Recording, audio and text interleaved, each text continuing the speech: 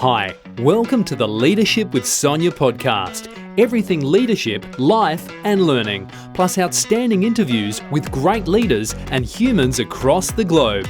Let's get listening and learning.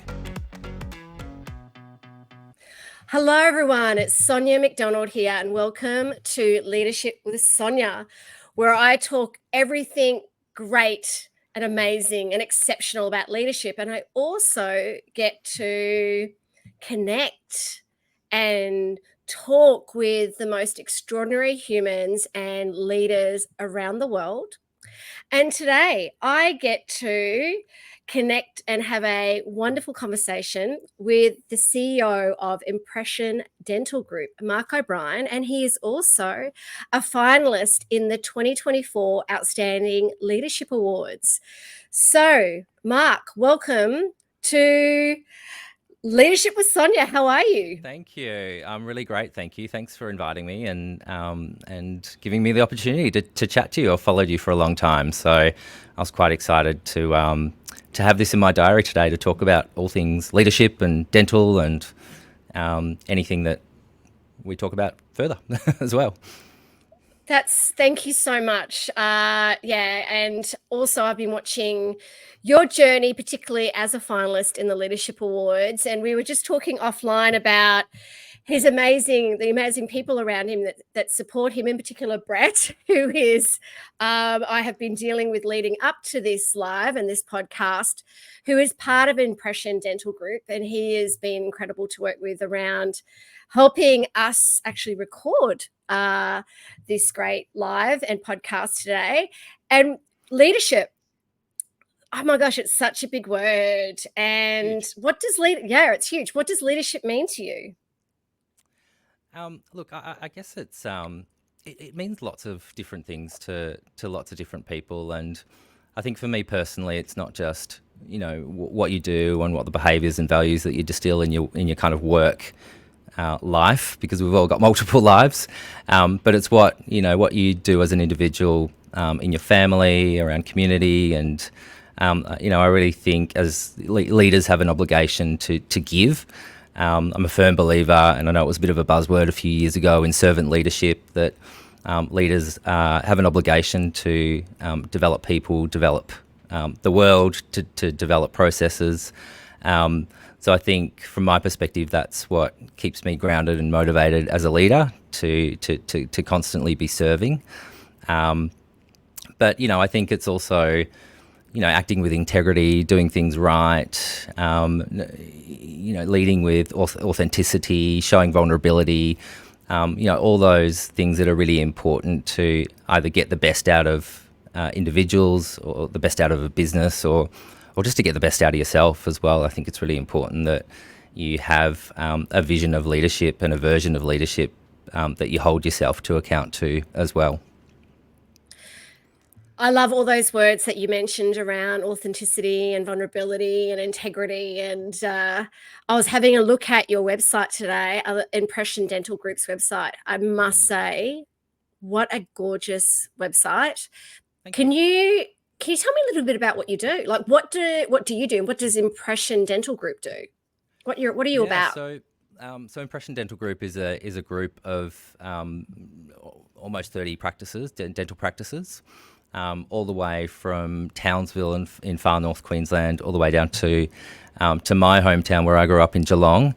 And we're officially 3 years old. So the 8th of March, we had our third birthday. The business was born out of.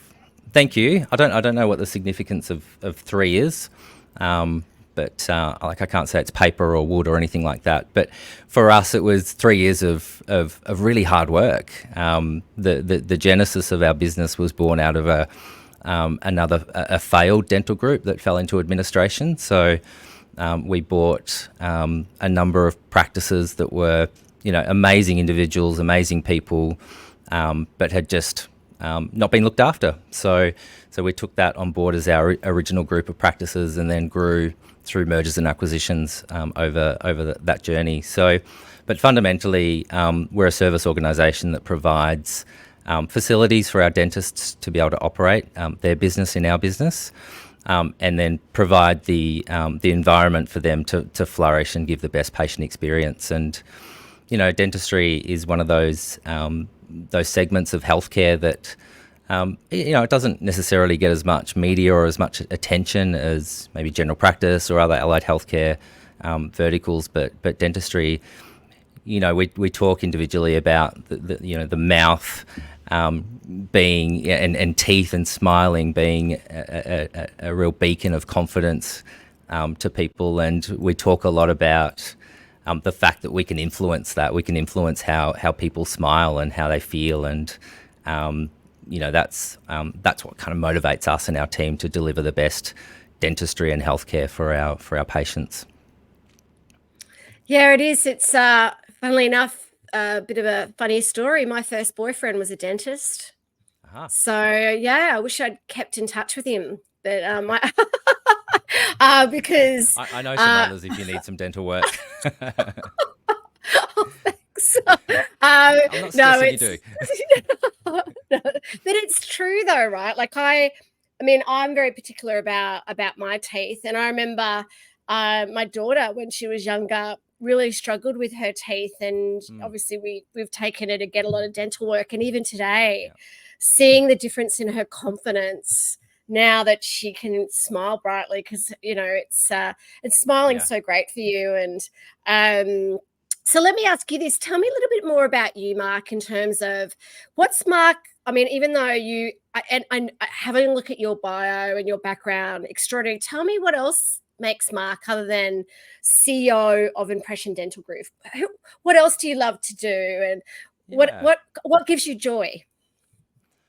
Lots of things, and I think I touched on it before that work as a definition is just part of our life, and sometimes again I talk personally into the team about work is an enabler of other parts of your life. But I've got a beautiful family. I've got 4 children, so they keep me really busy. I've got an amazing, supportive wife, and being a dad and being a CEO or anyone, don't have to be a CEO, but working parents, I've got the most amazing respect for because I'm a working parent. But spending quality time with my family is one of the things that really motivates me.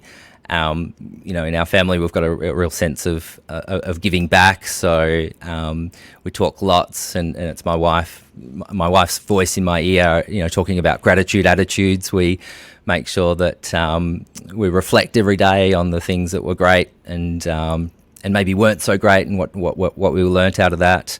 And that's where I think you see a lot of crossover between work and life, because you bring those sorts of conversations into your teams, and all of a sudden you are crossing that work and home life, and start to appreciate that people don't just work for you, but they've also got a life outside of work as well. So we do lots of things. I'm a mad Geelong Cats footy fan, AFL.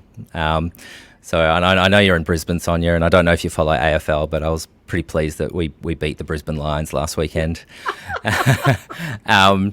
So the cats are a big passion of mine, as well as just getting outdoors, and I guess that's one of the challenges of being not just a leader or a CEO or an executive or anyone in the workforce, is just finding balance in spending time with yourself and staying active, and being able to switch off from work. All those things are really challenging for modern executives, I think. Yeah, they are really challenging, and I think that's kind of like, I don't know, there's no kind of silver bullet with that in terms of how you balance that, but I think it's really important that you do balance it, and you do know what's important in your life, and have that balance. And I mean, thinking about your life, Mark, and where you are today, is there what's been some of your greatest learnings, or even people that have made a difference in your life? It's a great question. The obvious answer is my folks. They worked really hard to provide for myself and my sister, and I think that sense of hard work was instilled in us as children quite early. So I've really carried that through my career, and that really drives me to be, you know, a better parent as well, to be that provider. And I know that's an intrinsic motivation of mine, and it's probably not for everybody, but it is what drives me and keeps me grounded. I've been really lucky, I guess, in my career journey, that I've had some really excellent and some not so excellent leaders that I've worked with, and I'm sure we'll tackle that later. But the ones that really stick with me are the ones that believed in me as an individual and really coached, developed me, not just in my technical competencies, but in as an individual. You know, were not afraid to have difficult conversations if they needed to. You know, occasionally I've, you know, needed a kick up the pants in my career, and I've always valued that, rather than, you know, being surprised one day that, you know, somebody's not happy with something I did 6 months ago. And, you know, I've been lucky to work in some large global organisations that really have a learning and development culture. And so where people have invested in me to learn and develop, you know, they're probably some of the most valuable roles that I've had. The other ones, you know, that have been really valuable is ones where I've been stretched in a role. And, you know, I think I was talking to Brett earlier. You know, one of my early career roles was in a pet retail chain, which at the time was 10 retail stores. It's now close to 300 across Australia and New Zealand. Wow. But that business rapidly grew, and I think in those 6 years that I worked in that business, I probably learnt and saw and did a lot of things that a lot of people don't do in their whole career. And that was because the one of the founders and the person that I reported to gave me that freedom to do my job, to stretch myself. And, you know, he stretched me uncomfortably at some times, but I think that's where I got some of the rich learning experiences.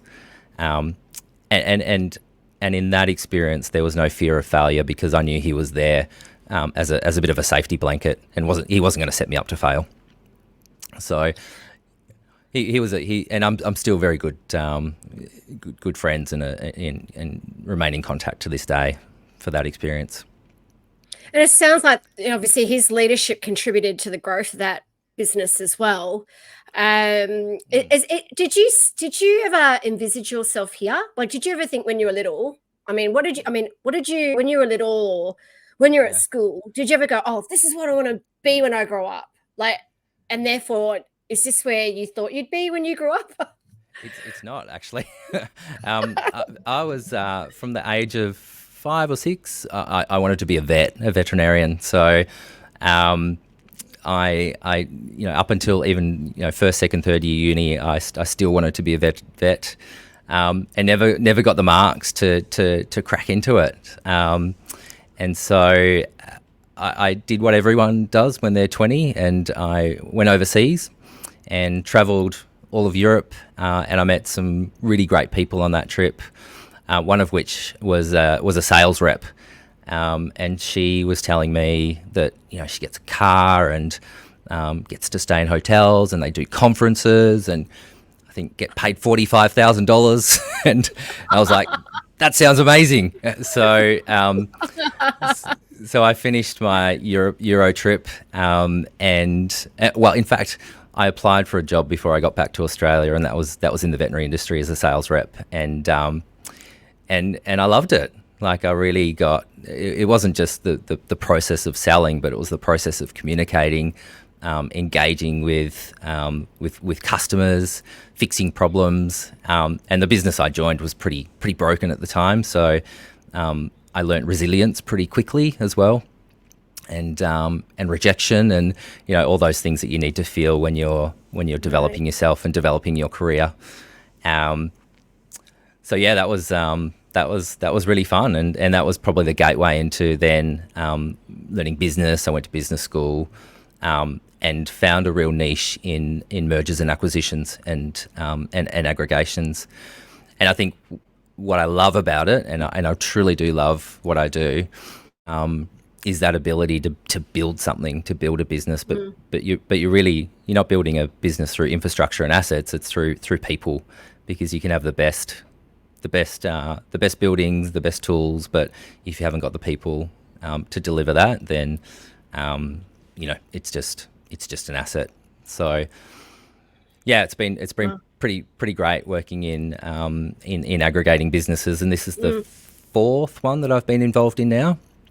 And it doesn't really matter whether it's dentistry or veterinary or allied healthcare or even childcare, which I've been involved in as well. It's the common thread and the common denominator is people, and you're delivering services through people, and that's what gets me motivated and keeps me interested in doing what I'm doing. What a great journey that you've had. And I mean, I'm a great believer as well in our journeys. And it's amazing how things happen, right? Like you go traveling, and then you kind of like, okay, what do I open myself up to? And you open yourself up to, that opportunity. And obviously you got excited about the car and the conferences in saying that, though, like also as part of growing, there's lots of ways we can grow. And as a leader, it's really important to keep growing. I've got two questions.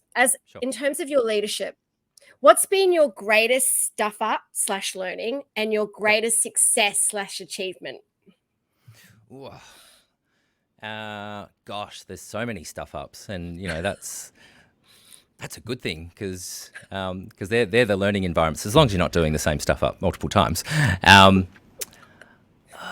is it? I think it's probably related to people and bringing the wrong people into the tent. There was one a few years ago that, and I won't say what industry, but I brought that person into the business. I did everything wrong, everything that you shouldn't do, I did. So I didn't listen to my gut. I ignored red flags. I was under time pressure, but, I had a person in front of me that was willing to start and commence. And so I brought them in, and it pretty quickly unraveled. Luckily, there wasn't too much residual damage, but it probably put me back 12 months in terms of what I wanted to achieve with that business unit that I'd brought in. So that was, that was annoying. But again, you reflect on that, and you wouldn't do it again. And you listen to those voices, or sometimes, it's a very non-technical thing, but we call it the tummy feels in our organisation. If you feel them, then listen to them. So that's probably the biggest stuff up. And again, on reflection, it's not so bad. The best thing. Oh, gosh, there's so many. I think the current role, where we have brought a business that fell into administration out of that and really made it flourish, has been one of the most rewarding parts of my career, because everything in that business was broken. The trust was broken, the assets were broken, like everything was broken. So it required a lot of heavy lifting to build that trust, a lot of investment into some of the basics. But at the end of the day, it was really just being visible, being heard, and being able to enact that change with some urgency and with some pace as well. There's one other thing, which was part of my journey with Pet Barn, the retailer. We really disrupted the way people adopted pets, and one of my roles was about bringing adjacent services into that network. So at the time, we engaged with the RSPCA. It was up here, actually. So the RSPCA New South Wales CEO, Steve Coleman, who's still there today, is a wonderful person. Really took an open mind to getting pets introduced to people.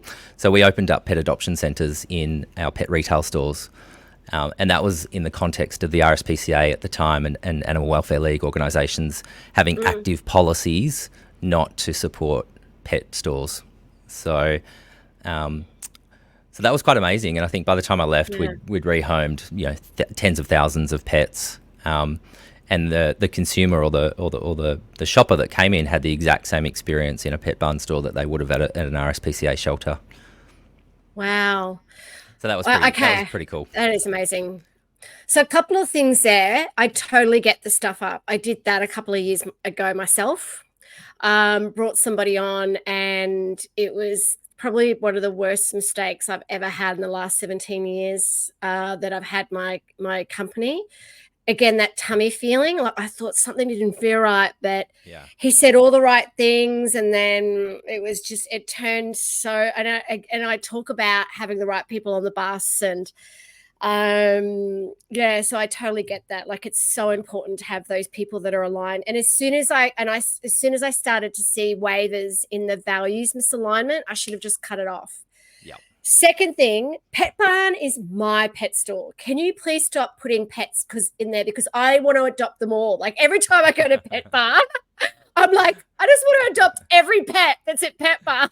It's just like, it's amazing. I don't have any influence anymore, but it's really quite rewarding, and I love taking my kids into a Pet Barn store because I can say to them, and they don't really care, but they like, oh, Dad created that, or that piece of signage when I was in marketing that still lives. Oh, wow. And it reminds me of my dad. He was a builder before he retired, and he used to drive us around as kids and show us all the things that he had recently built. So I think you really do turn into your parents as you get older, but I reflect on that now, and he was obviously really proud of what he did in his career, and he wanted to share that with his family.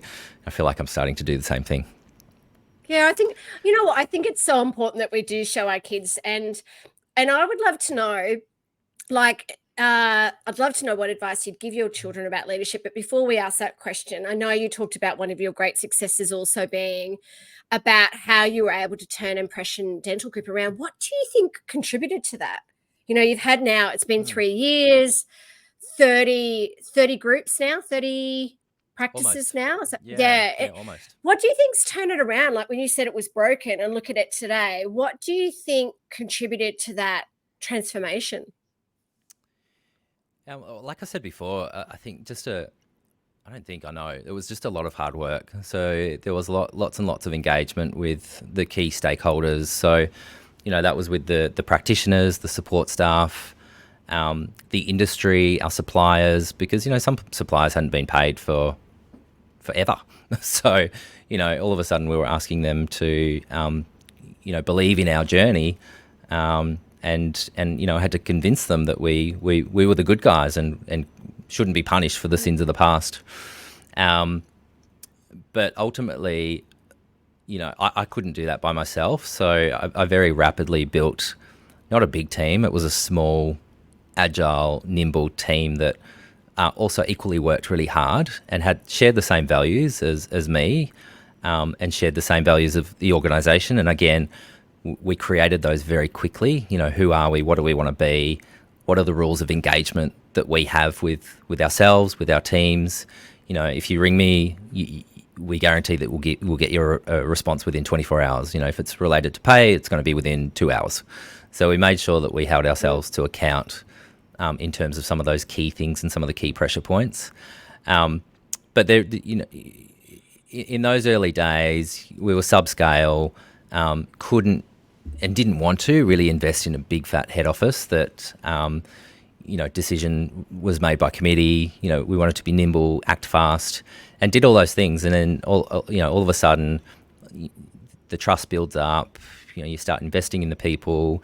We did conferences, we did learning events. Again, delivered everything that they were promised, and it all came together. So there's been phenomenal growth in those practices, and that then provided the platform for us to feel confident to bolt on additional acquisitions. And yeah, it's been pretty rapid. So it was a good 12 to 13 months of just rebuilding that network. And there was a couple of little COVID bumps in there. I mean, most of the COVID issue was done, but I remember, we were building a brand new practice or relocating a practice in Canberra, and the day it was meant to open, there was a COVID outbreak in Canberra. So we literally had a day's worth of work to go before opening this new practice, and then had to shut it for 12 weeks, unfortunately, because of restrictions. So anyway, that was we've all lived through that, and if that was the worst that we had to deal with, then we got out of it pretty okay. Yeah, it sounds like you did. And so love the fact that, you feel like, like as your dad did, taking you around to all the building sites and you taking your kids around to show them what you do. If you could give any advice to your four amazing, gorgeous children, what would you say to them? Like, what sort of advice would you say to them about leadership in life? What would you say to them? I think, number one, I hope they grow up with a sense of not with a sense of entitlement, but one that, if you work really hard and have a goal and have an aim, then you're well positioned to be able to do that. I think having that gratitude attitude, again, I sound like my wife, but we use that a lot in our household. And just being grateful about the opportunities that they're given and afforded, and taking those opportunities. I'd give them advice to be brave and be bold and try things, and it's okay to fail. And I'm very open with them about failures that I've had in life, failures in my career, and I think it's important that they see that. But then I think also I want my kids to be kids as well, and not living by a set of rules, regimented rules. And again, no judgment of any other parenting styles, but I really want them to, have fun and really enjoy what they're doing in their life as well. And, being a kid, again, I think most adults would love to go back to being a kid every now and again. And in fact, I think we do sometimes, but I think we need to. We need to, that's right. But I think, just making sure that they enjoy the journey of life, because it's, it can be a roller coaster. Yeah, it can be. And my daughter's now 22. And anytime she says, "Oh, Mum, do you want to come to this band with me?" Or "Do you want to?" And I'll go, "Yeah." And it's kind of like, I feel like I'm reliving my 20s through her now. Yeah. Like, it's like, I'm like, yeah, invite me to any of these kind of, obviously nothing that's a bit, but it's and I'm the same. Like, it's just like, live your life. Like, just, believe in yourself, live your life. Just be the best person you can be. It's goes very quickly. Yes, So, it does. And have a go, and not believe that the pathway to happiness and success is being an influencer. Again, no disrespect to anyone who's a very successful influencer, but I think it's a real danger for kids these days, is getting wrapped up in that world of Instagram and TikTok. And again, I feel like I'm old saying this, but there's a real danger in losing a generation to being able to communicate effectively and go out and run around an oval and kick a ball. And I didn't have those things when I was a kid. But I'm sure I spent my disproportionate amount playing games on computers. But it's different when you're a parent. Yeah, it definitely is. It definitely is. So it's so wonderful to hear about you and your success, and also your stuff ups, like we all have. And also we will see you in a few weeks at the Outstanding Leadership Awards. How are you feeling about being a finalist in this platform that is all about showcasing and celebrating great role models and leadership?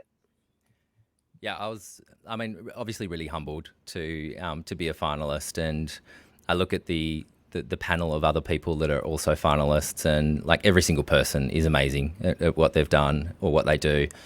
So I'm really grateful. Again, gratitude attitude to have been recognised by my peers and by you and your organisation. So again, it's one of those moments that occasionally you need to stop and smell the roses and pinch yourself and think, well, actually, I'm doing a pretty good job, because I'm getting some recognition, not just internally or through your family, but also that external recognition as well. And, not that we need external validation, but it is nice to know that there's that, that recognition that you're doing some good things. Yeah. And that's exciting for our business. It's exciting for me personally, but then I know the team gets excited by it because it's not just me; it's Impression Dental Group, and Impression Dental Group wouldn't exist, or I wouldn't exist without them. So, they see that as that it's a real team effort, not just me representing myself. I loved it. I love hearing that, and it is. I know it's always interesting with leadership, any kind of awards, and sometimes I do get but I'm humble and all this. I'm like, yeah, it doesn't mean that. I mean, humility. You can still celebrate. I think it's, yeah, absolutely. Like it's like if we were in the States, everyone in the States would be like, yeah, you go for it. Like like it's like I don't know. Australians are a little bit more. I'm like, well, the thing is, we've only got one life.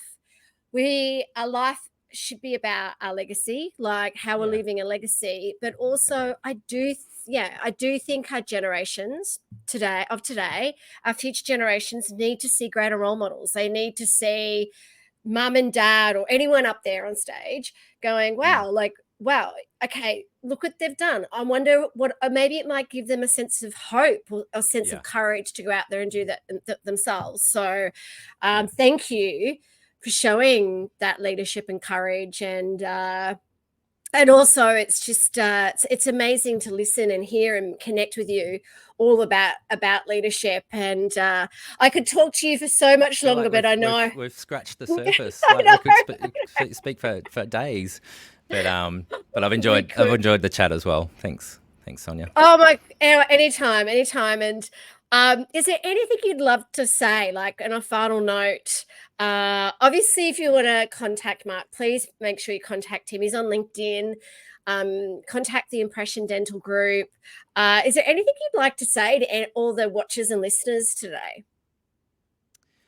I think the biggest thing, and I talk to my team a lot about just being really authentic, and that would be my biggest takeaway. Be you, be real, show vulnerability.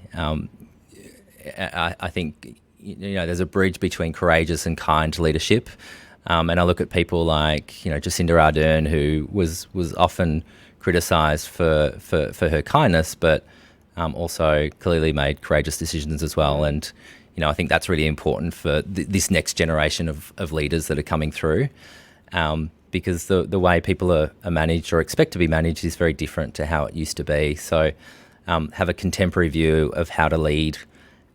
Listen to your people, show vulnerability, but also be really clear about expectations and accountabilities for everybody as well. But most important, share a vision, live to that vision, live to your core values. And that's 90% of the battle, I think, sometimes. It is. I think that at the end of the day, if you always stay true to who you are and your values, it has to be a compass. So thank you for those incredible words of wisdom, and it was such an honor to speak to you today. I look forward to seeing you in a few weeks, and if anyone would love to join our lives or our podcast to know more about the Leadership Awards or Leadership HQ, please reach out to me or my team.